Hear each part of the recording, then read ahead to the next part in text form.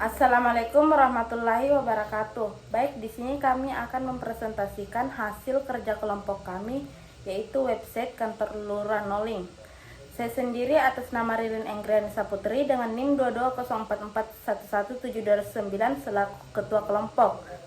Selanjutnya. Baik, saya sebagai pemateri pertama atas nama Yasir dengan NIM 2204411112. Dan saya pemateri kedua atas nama Nurfadila dengan NIM 2204411711. Baik, langsung saja kita masuk ke latar belakangnya. Kantor Lurah Noling sebagai salah satu unit pemerintahan di tingkat desa memiliki peran penting dalam memberikan pelayanan publik yang efektif dan efisien kepada masyarakat. Seiring dengan perkembangan teknologi informasi, kebutuhan akan sistem yang terintegrasi dan digital semakin mendesak untuk meningkatkan kualitas layanan, transparansi, dan akuntabilitas dalam penyelenggaraan pemerintahan desa. Selama ini, sebagian besar proses administrasi kantor Lurah Noling masih dilakukan secara manual, seperti pencatatan data penduduk, pengelolaan surat menyurat, dan pelayanan permohonan administrasi masyarakat. Hal ini menyebabkan proses pelayanan menjadi lambat, rentan terhadap kesalahan data, dan sulit dalam hal pengarsipan serta pencarian dokumen. Selanjutnya kita masuk ke tujuan pengembangan. Yang pertama ada meningkatkan efisiensi pelayanan publik. Kemudian yang kedua, desa mewujudkan transparansi pemerintahan. Yang ketiga, mendukung digitalisasi administrasi pemerintahan. Yang keempat, meningkatkan partisipasi masyarakat. Dan yang kelima, menyediakan informasi secara real time dan akurat. Selanjutnya kita masuk ke manfaat bagi lurah dan masyarakat. Manfaat bagi masyarakat yang pertama itu akses mudah terhadap informasi dan layanan. Yang kedua, hemat waktu dan biaya. Yang ketiga, transparansi dan kepercayaan. Yang keempat, partisipasi lebih aktif. Dan manfaat untuk kantor lurah. Yang pertama itu mempermudah pengelolaan data dan administrasi. Yang kedua, meningkatkan profesionalitas layanan. Yang ketiga, mempermudah pelayanan dan evaluasi. Dan yang keempat, mengurangi beban administratif manual. Selanjutnya kita masuk ke kebutuhan sistem. Yang pertama itu pengguna. Pengguna terbagi menjadi 3 bagian. Yang pertama, administrator lurah. Kemudian yang kedua, masyarakat atau warga. Yang ketiga, perangkat lurah lain atau kepala dusun, sekretaris, dan lain-lain. Yang kedua itu proses terbagi menjadi 4 bagian. Yang pertama itu pengajuan surat online. Yang kedua, manajemen informasi lurah. Yang ketiga, manajemen data penduduk. Dan yang keempat, layanan aspirasi dan penggunaan. Kemudian yang ketiga itu input. Input terbagi menjadi 5 bagian. Data pengguna, nama, nik, alamat, email, atau nomor HP. Kemudian yang kedua, formulir permohonan surat. Yang ketiga, berita dan pengumuman dari admin. Yang keempat, laporan kegiatan atau dokumentasi lurah. Yang kelima, keluhan dan aspirasi masyarakat.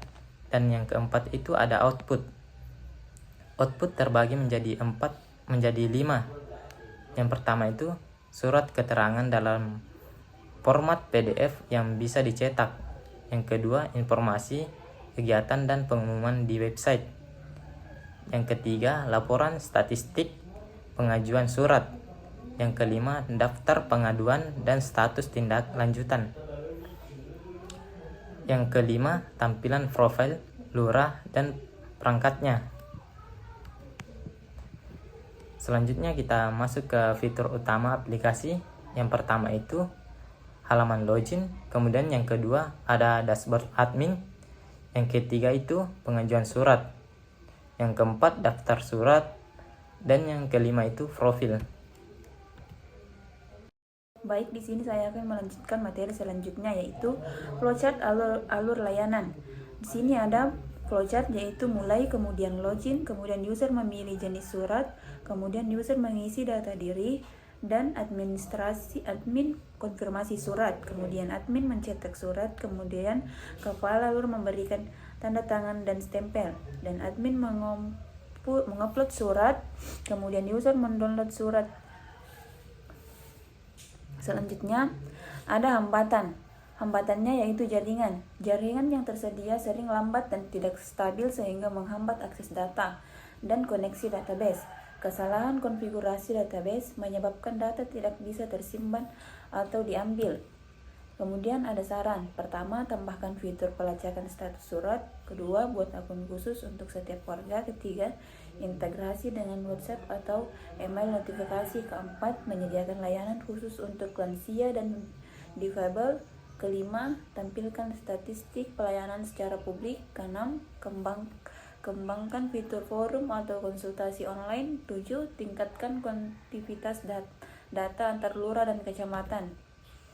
Kemudian di sini ada refleksi. Pengembangan sistem website kantor kelurahan Noling merupakan langkah strategis dalam mewujudkan tata kelola pemerintahan kelurahan yang lebih modern, efisien, dan responsif terhadap kebutuhan masyarakat. Dalam proses ini, saya menyadari bahwa digitalisasi layanan bukan hanya soal penggunaan teknologi, tetapi juga menyangkut perubahan budaya kerja, peningkatan literasi digital, dan penguatan partisipasi masyarakat.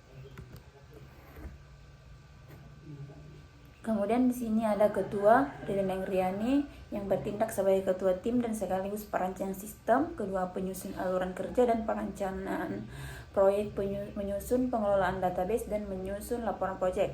Kemudian kedua anggota Nurpadila mendesain tampilan UI, mengembangkan SIS frontend dan coding sistem, melakukan pengujian sistem dan kebutuhan penggunaan. Kemudian ada Yasir, yaitu mendesain tampilan UI, mengembangkan sistem frontend dan coding sistem, melakukan pengujian sistem. Keempat, riset kebutuhan penggunaan. Baik, di sini saya akan menjelaskan hasil website kami. Yang pertama itu di mana kita dikasih dua pilihan menu, yaitu login dan registrasi. Misalkan saya ingin login, di sini saya masukkan username saya dengan password. Lanjutkan, kita klik login. Nah, di sini adalah tampilan dashboardnya. Misalkan saya akan membuat pengajuan surat, misal nama lengkap Ririn, jenis suratnya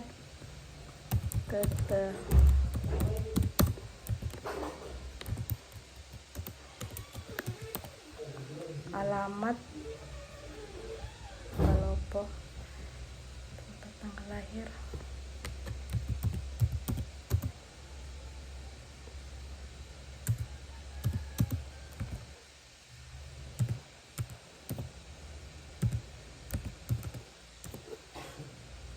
bahkan surat.